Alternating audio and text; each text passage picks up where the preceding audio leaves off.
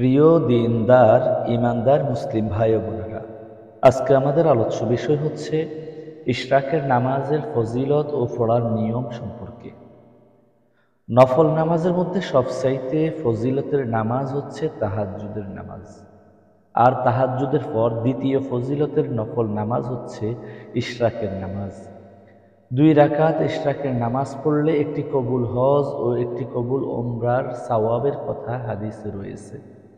হযরত আনাস ইবনে মালিক রাদিয়াল্লাহু তাআলা আনহু থেকে বর্ণিত আছে, নবী করিম সাল্লাল্লাহু আলাইহি ওয়াসাল্লাম ইরশাদ করেন, যে ব্যক্তি জামাতের সাথে ফজরের নামাজ আদায় করল এবং সূর্য উদয় পর্যন্ত আল্লাহর জিকিরে বসে থাকল, অতঃপর 2 রাকাত নামাজ আদায় করল, সে একটি পরিপূর্ণ হজ ও একটি ওমরার সওয়াব পাবে। সুবহানাল্লাহ।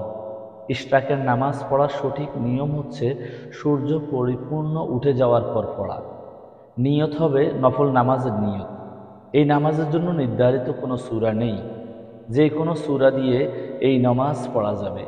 2 রাকাত করে মোট 4 রাকাত পড়বেন।